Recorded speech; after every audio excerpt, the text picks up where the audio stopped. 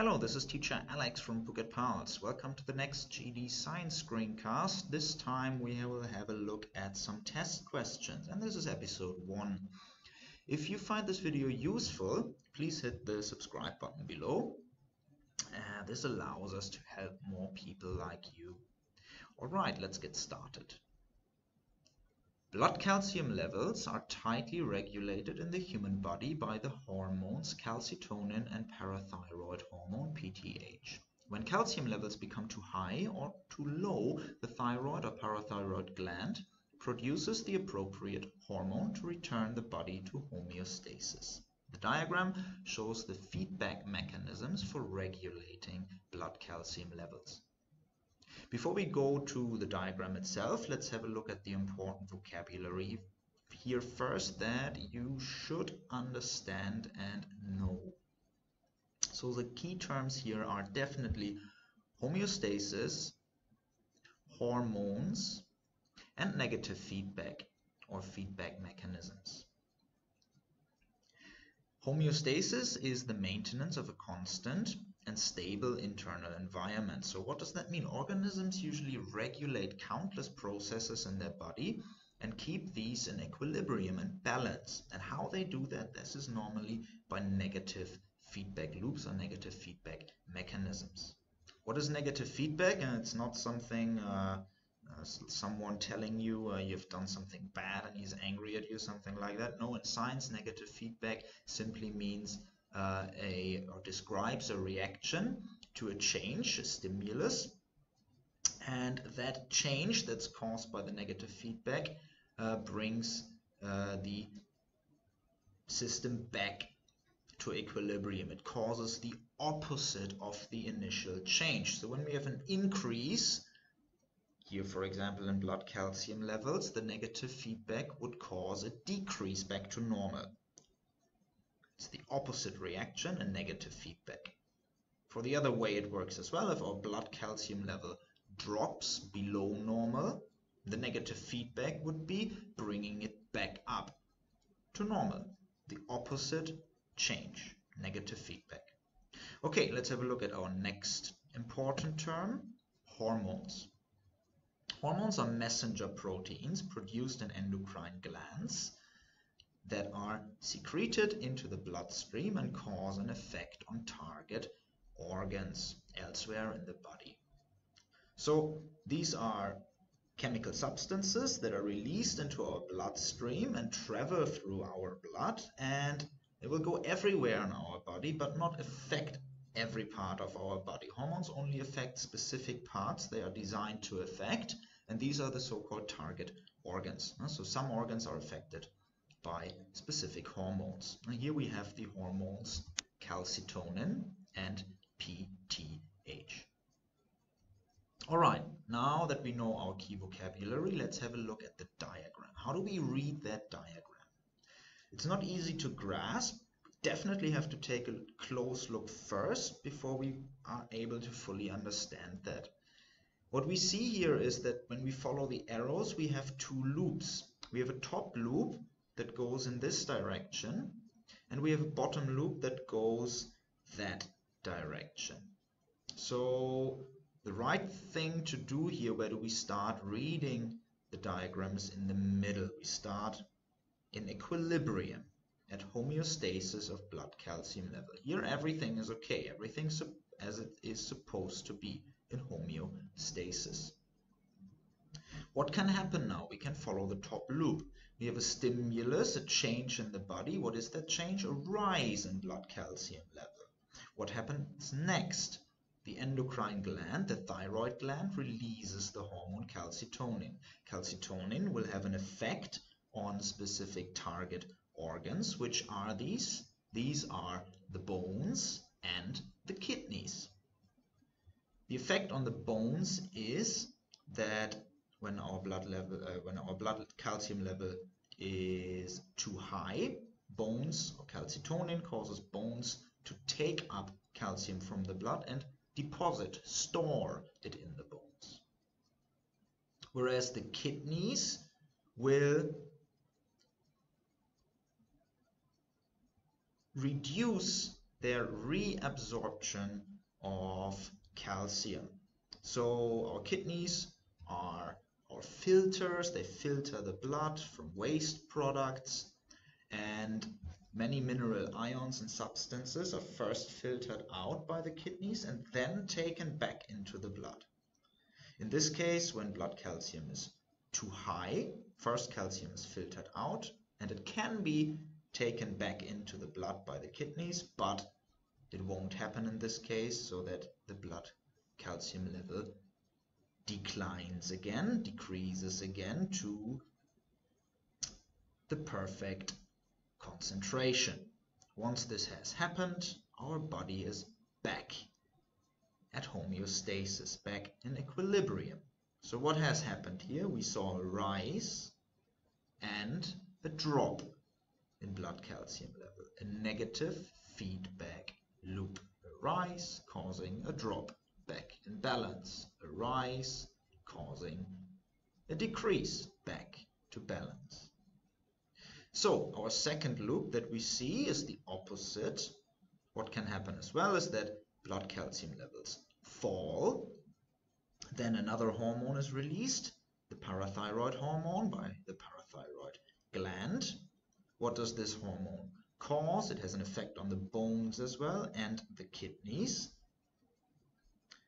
What does it affect? Yes, the bones now release calcium to increase the blood calcium concentration, and it has an effect on the kidneys to reabsorb more calcium, to increase the blood calcium concentration, and it has an effect on the calcium uptake in our intestines, so that if there is calcium in our diet, it is better absorbed in our intestine and taken into our body, into the blood.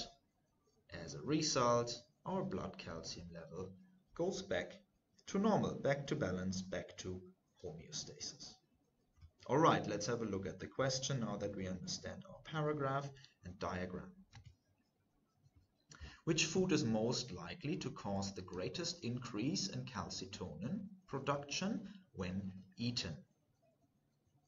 So, what we are looking for here, we know that calcitonin is related or secreted as a response to an increase in calcium levels of the blood. So we are looking for food that contains calcium. Let's have a look at our answers. A, B, C, D. Rice, because it is an easily digested carbohydrate.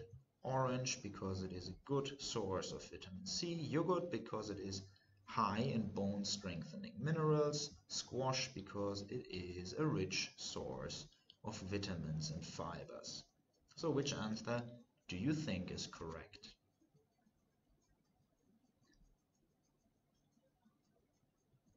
Okay, if you have picked C, that's the correct answer. Yogurt, because it is high in bone strengthening minerals. Now we have learned from this diagram here as well that calcium is important for bones. It makes bones stronger, and this means that our bone strengthening mineral in the yogurt must be calcium. It's related to the information we have here. Eating yogurt means rise in calcium. Calcitonin is released and calcium may be deposited in the bones, strengthening the bones. All right, let's have a look at the next question. The ability to maintain blood calcium homeostasis depends on the interaction of several different body systems. Draw a line to connect each body system to the role it plays in maintaining calcium homeostasis. So this is a question about, not only about the information we have given, it's about assumed knowledge. So you have to know a little bit more.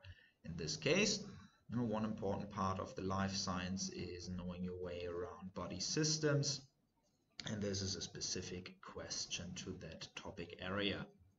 So Bones store calcium to be released when needed. Bones are part of our skeleton, and this means they are part of the skeletal system. Intestines absorb calcium from digested food. So we get the hint here, digested foods, intestines. Intestines are part of the digestive system. Kidneys remove excess calcium from the blood. This excess calcium is then excreted via urine from the body. So kidneys are part of the excretory system, getting rid of waste products. Thyroid and parathyroid glands produce regulatory hormones as calcitonin and PTH. What kind of glands are thyroid and parathyroid glands? We saw this in our definition for hormone. Yes, they are endocrine glands. So all glands that produce hormones are endocrine glands, and they are part of the endocrine system. Last question. So this type of question is not anymore in the GED test. We don't have to write a response anymore, a written response. It's only multiple choice, or as we saw before, connecting answers to terms. But I want to have a look at this question with you anyway. Quickly, it will definitely help you to prepare for the test if you go over these as well.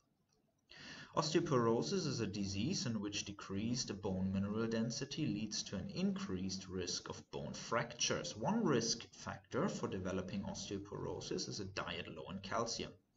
Explain how a diet low in calcium can affect the body's ability to regulate blood calcium levels and ultimately contribute to the development of osteoporosis. Include multiple pieces of evidence from the passage and diagram to support your answer. Write your response in the space provided. This task may take approximately 10 minutes to complete. So take your time to think about what you will include. Important is that you relate your answer to the diagram and the passage that is provided. So include as much evidence as possible in your answer. If you want to attempt to solve this by yourself, you can pause the video now and take 10 minutes to write an appropriate answer. If not, we will discuss possible answers now. So here's a possible good answer. A diet low in calcium limits the supply of calcium available to the body, causing the body to spend a disproportionate amount of time in the part of the regulatory pathway that works to raise blood calcium levels down here. In this part of the pathway, low blood calcium signals the parathyroid gland to release PTH. So we are describing the pathway now, evidence from the diagram. PTH then stimulates calcium levels in the blood to increase by causing the release of calcium from bones, reabsorption from the kidneys, and increased uptake from food in the intestines. When the ability to uptake calcium in the intestines is limited by a low calcium diet, the body has to rely more heavily on the bones as a source of calcium. So now we relate it to our specific question, a diet low in calcium. So this doesn't really work, so it relies more on that part here, taking calcium from the bones. Over time, releasing more calcium from the bones than is being deposited can lead to a decrease in bone mineral density and the development of osteoporosis. So we have a very nice introduction here, a very nice description, evidence from the diagram description of our lower loop, negative feedback loop, and then relate it to possible long-term effects when there are low levels of calcium in the diet. The body will have to take calcium from the bones over a long time. This may lead to osteoporosis. Now let's have a look at some answers that are not as sufficient as the answer we had a look at now. If blood calcium levels are always low, the body will always be trying to raise calcium levels. One way to raise blood calcium is to remove calcium from bones. Removing calcium can be harmful to bones and could eventually cause osteoporosis.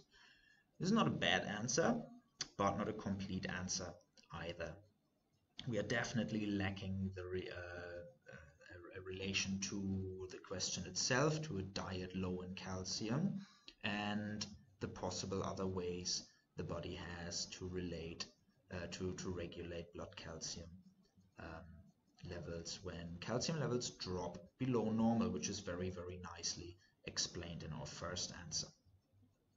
Now let's have a look at a very short and even worse answer. The body will not have enough calcium. The body will have to take calcium from bones. Bones with less calcium could get osteoporosis. So this is definitely way too short. There's almost no evidence from our diagram and paragraph that was given before. So I hope you have tried to answer this question by yourself and now can evaluate your own answer. That's it from me for episode 1 test questions.